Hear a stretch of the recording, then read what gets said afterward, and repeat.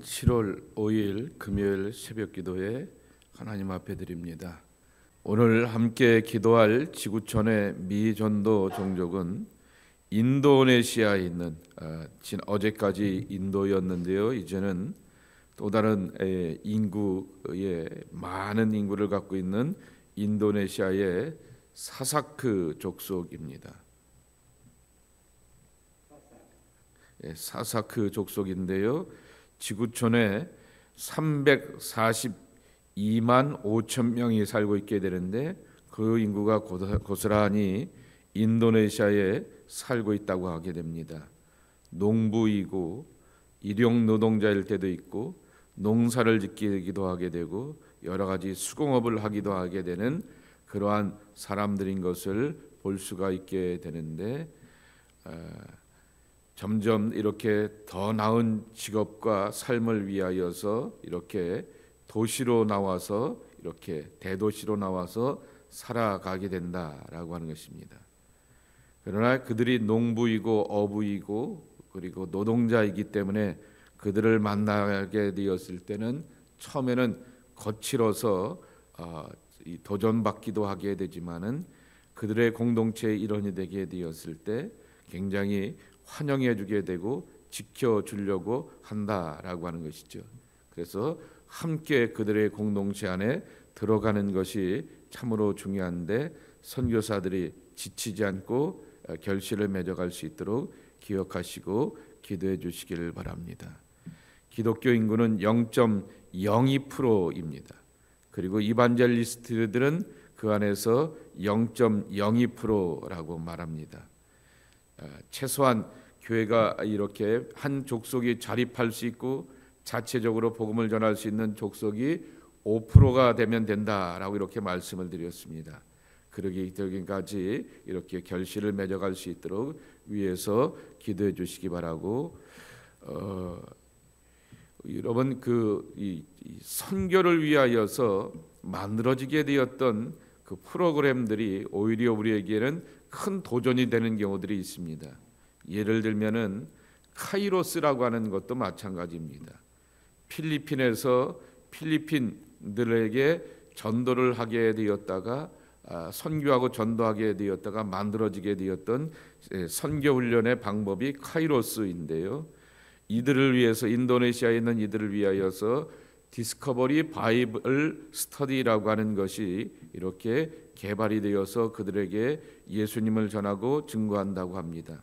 그래서 0.02%라고 하는 그러한 귀한 결과도 맺어간 것을 보게 됩니다. 여러분 인도네시아가 그 섬으로 되어 있지 않습니까?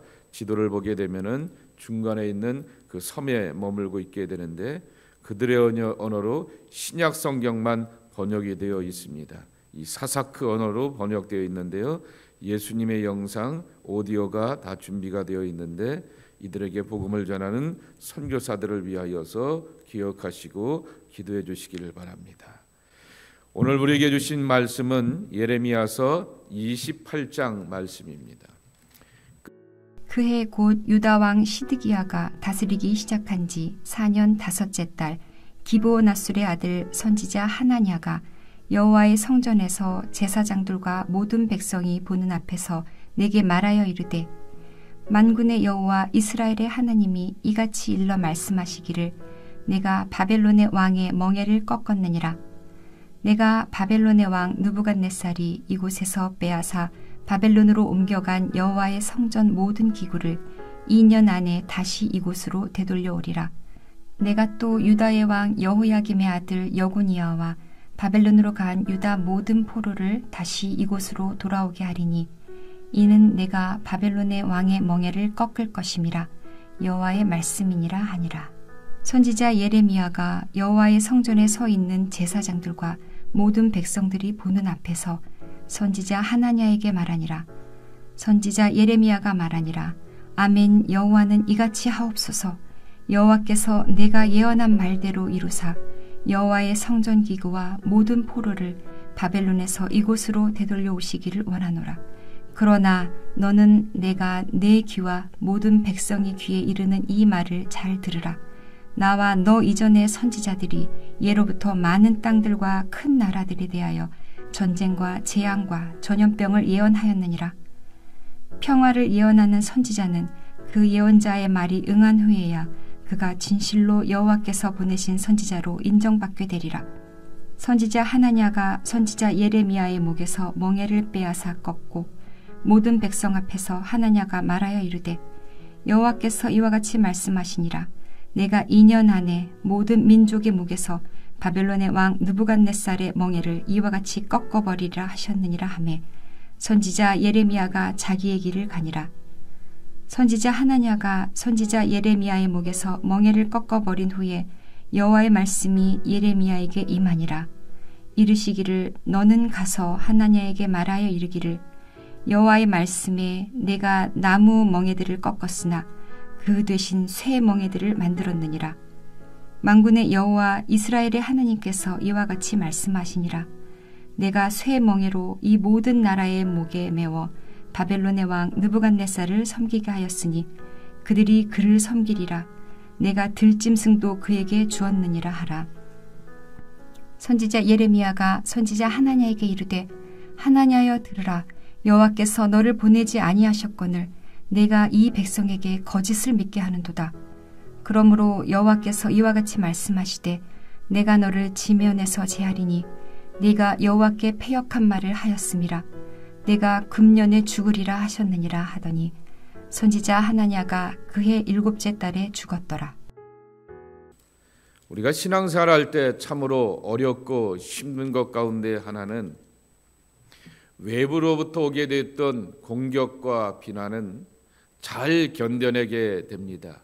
우리를 힘들게, 우리를 박해, 우리의 공동체를 흔들어 놓는 것 같아 라고 하면서 외부의 공격과 유혹이 오게 되면은 똘똘 뭉쳐서 차단하게 되고 그것을 향하여서 대항하기도 하게 됩니다. 근데 항상 초대교회도 그런 것처럼 내부의 공격 속에서 오게 되었던 분열과 흔들림이 교회 공동체를 참으로 힘들게 하는 것입니다. 하나냐입니다.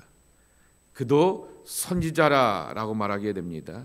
1절 말씀에 보게 되면은 기브아나솔의 아들 선지자 하나냐라고 말하게 됩니다.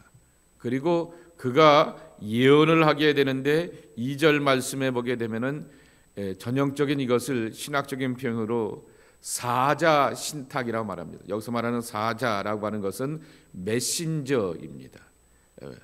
예레미야도 그렇고 또 하나냐도 이렇게 예언을 하게 되었던 것처럼 자기가 그냥 말을 전하는 것이 아니라 하나님이 자기에게 위임하였기 때문에 사자 신탁, 사자 선포이죠.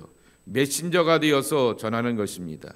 하나냐도 이렇게 예언을 합니다. 2절에 만군의 여호와 이스라엘 하나님이 이같이 일러 말씀하기를, 내가 바벨론의 왕의 멍에를 꺾었느니라. 다시 표현하게 되면은 하나님이 내게 말씀을 주셔서 불붙는 마음과 심정으로 여러분들에게 말씀을 전하는데 예레미야의 예언대로가 아니라 내게 말씀하시게 되었던 하나님은 얼마 있지 않아서 이 바벨론 왕의 영광과 권세를 꺾어버리게 되며 예레미야가 예언하게 되었던 동맹을 맺어서 이 바벨론과 싸우려고 하는 것 소용도 없다라고 하는 것도 아니고 얼마 있지 않아서 이 바벨론의 왕의 멍에를 꺾어버리겠다라고 하는 것입니다. 3절에 보게 되면 아예 횟수까지 말하게 됩니다. 2년 안에라고 이렇게 얘기를 하게 되는 것이죠. 그리고는 시드기야 때, 여기 시드기야 때라고 하는 이름을 또 여기에 보게 되면 다른 왕으로 표현하게 되는 것을 보게 됩니다.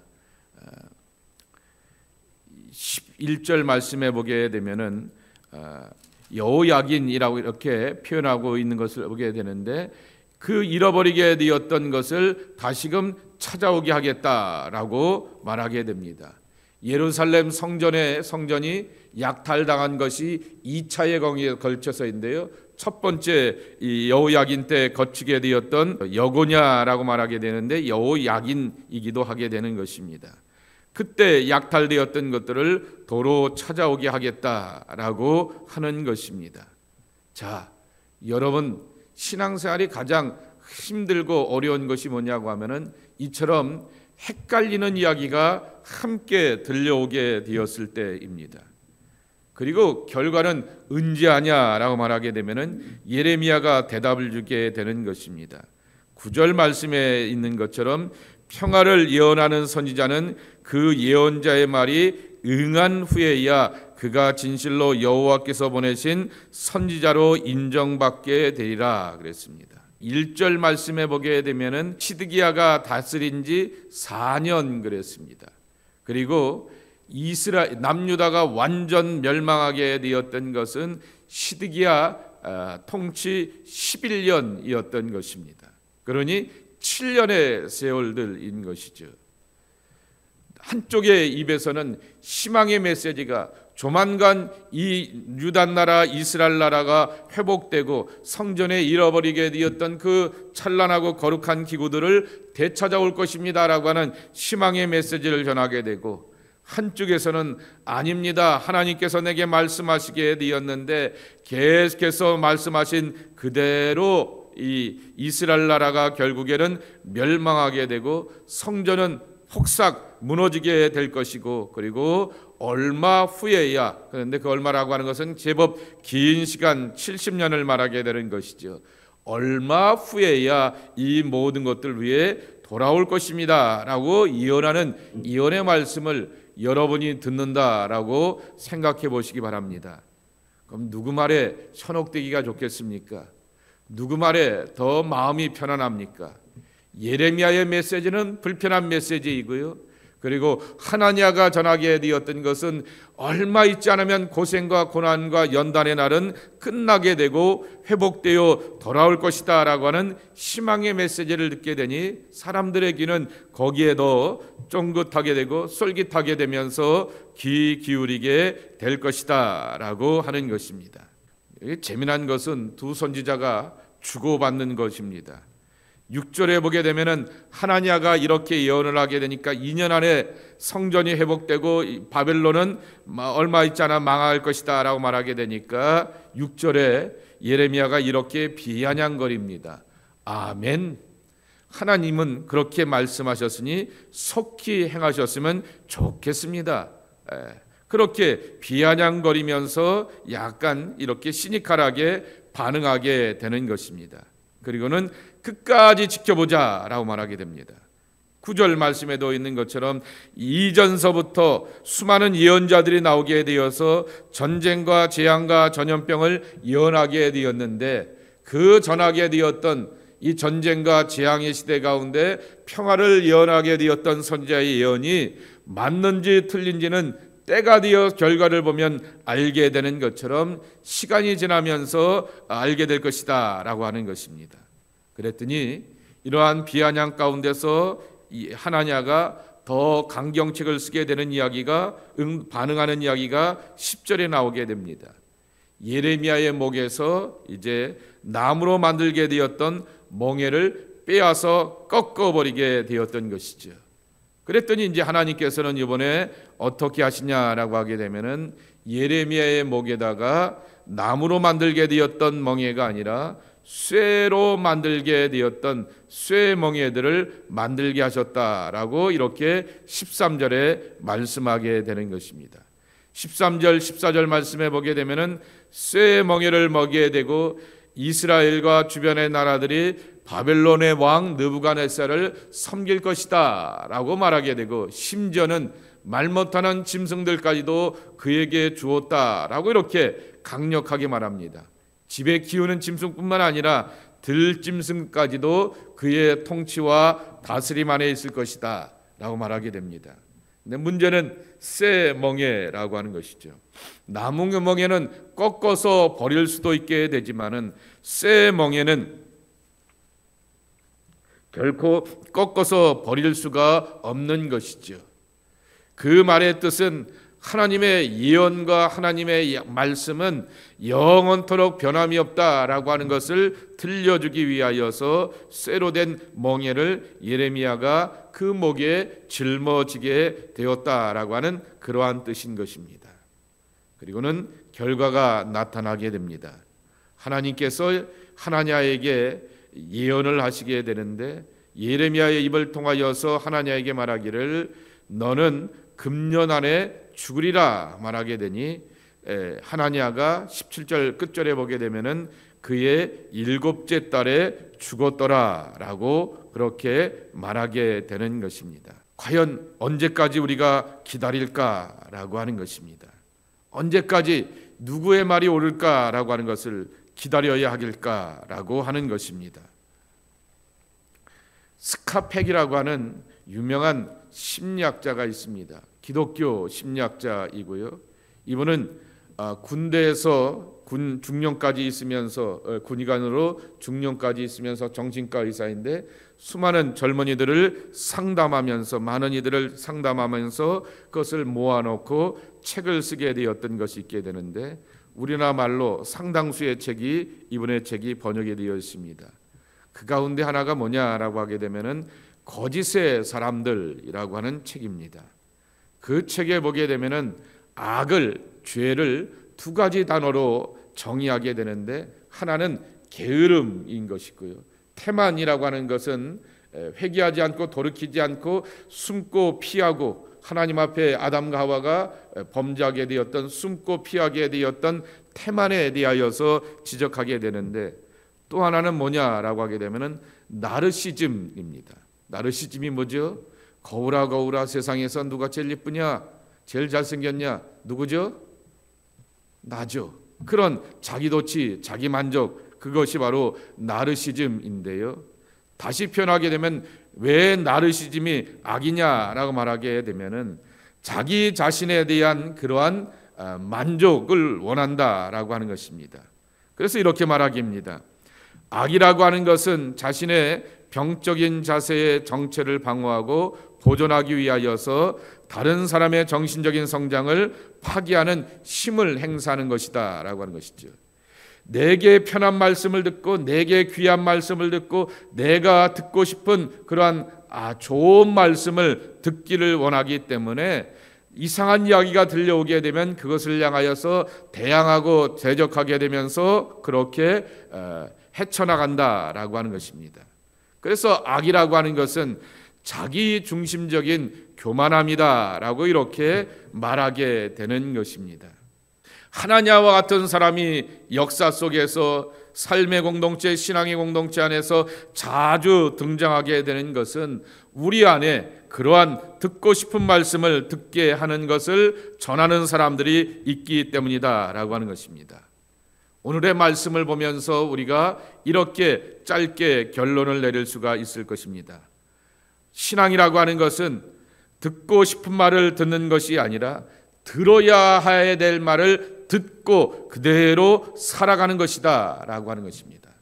내 귀에 편한 말, 내 마음에 편한 말을 듣고 싶어하는 것이 아니라 하나님의 말씀이니 하나님이 하나님의 원대로 뜻대로 계획대로 이끌어간다라고 하게 되면 지금 내가 불편하여도 들어야 한다고 하면 꼭 듣고 따르고 순종하는 그 순종이 필요하다라고 하는 것입니다. 오늘 9절에 보면 이 말씀이 있는 것을 보게 됩니다. 예레미야가 과거의 선지자들 자신과 하나냐가 오기 전에 있게 되었던 수많은 선지자들의 예언들이 있었다라고 말하게 됩니다. 그리고 그 예언이 응해야라고 이렇게 말하게 됩니다. 응해야 그 선지자의 예언이 진짜인지 거짓인지 참인지 가짜인지를 분별하게 된다라고 이렇게 말하게 됩니다.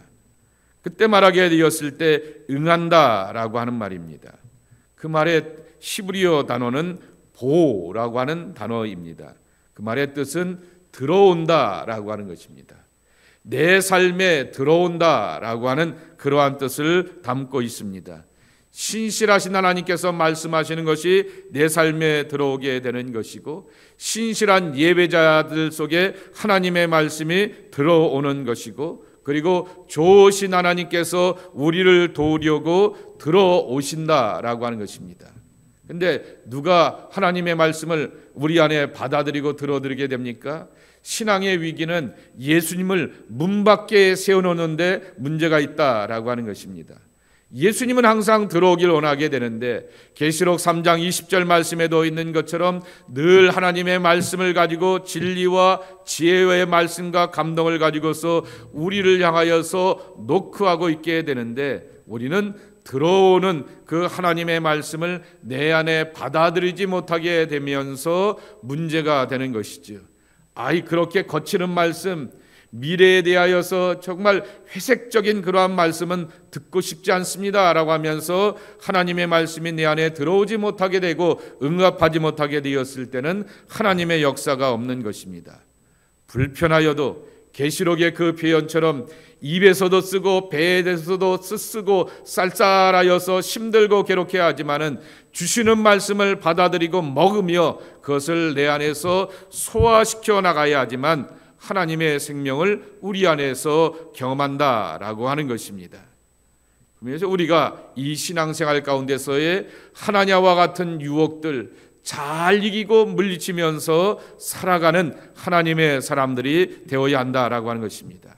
그리고 끝까지 하나님께서 내게 주신 말씀이라고 한다면 흔들림이 없이 이렇게 나가야 하겠다라고 하는 것입니다. 여기 오늘의 말씀을 결론은 누구의 죽음으로 이야기하고 있습니까? 하나냐의 죽음으로 이야기하게 되는 것입니다.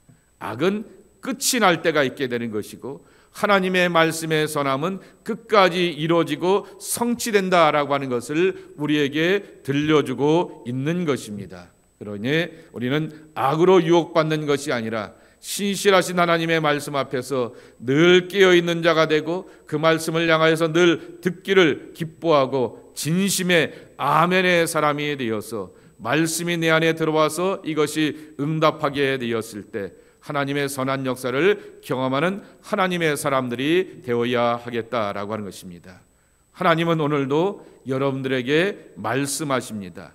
다시 표현합니다. 하나님은 여러분들에게 말씀으로 들어오기를 원하십니다. 그 좋으신 하나님, 신실하신 하나님의 말씀을 내 안에 받아들이고 소화시켜서 불편하지만은 그 말씀 안에서 건강하고 신실하게 잘 자라가는 하나님의 사람들이 우리 모두가 되어야겠습니다. 이와 같은 성숙한 믿음의 결실이 있는 여러분 되기를 예수님의 이름으로 간절히 축복합니다. 아버지 하나님 감사합니다. 오늘도 주셨던 이 말씀을 붙들고 의지하면서 하나님 앞에 나와 기도합니다. 주님, 신앙생활하면서 우리가 받는 수많은 신앙의 유혹들이 있습니다. 달콤한 말, 편안한 말, 귀에 입에 발린 말들을 듣게 되는 그러한 경우들도 있게 되지만은 하나냐가 예언하게 되는 그 유혹과 같이 우리의 신앙과 삶을 흔들어 놓는 것 가운데서 잘 분별하기를 원합니다. 주님, 기도하는데 분별의 영을 허락하여 주시옵소서. 하나님의 말씀을 붙들고 살아가려고 할 때 분별의 영을 허락하여 주시어서 참이신 하나님의 말씀, 진리이신 하나님의 말씀, 지혜와 감동으로 우리 가운데서 우리의 삶을 주장하시는 하나님의 말씀을 잘 듣고 따라가는 저희들 되게 하여 주옵소서. 눈앞에 보이는 액면으로 바라보는 것이 아니라 그 말씀 안에 핵심과 진리와 하나님의 선하심을 볼 줄 아는 믿음의 눈을 허락하여 주시어서 유혹 많은 시대 가운데서 유혹당하지 않는 저희들 되기를 원합니다. 자기 만족의 하나님의 말씀을 찾는 것이 아니라 하나님의 입장에서 말씀하시는 하나님의 말씀을 듣고 따라가면서 듣고 싶은 말씀을 따는 것이 아니라 들어야 될 말씀을 그대로 믿고 따라가며 나아가게 되었을 때 우리를 생명과 진리로 인도하시는 하나님의 은총으로 나가는 주의 백성들로 축복하여 주시옵소서. 아브라함이 믿음의 조상이 그렇게 하게 되었던 것처럼 또한 한나가 그렇게 하게 되었던 것처럼 예수님의 어머니 마리아가 그렇게 고백하게 되었던 것처럼 말씀하옵소서 주의 종들이 듣겠나이다 라고 하는 것이 오늘 우리의 신앙 고백 되게 하여 주옵소서. 예수님의 이름으로 축복하며 기도하옵나이다. 아멘.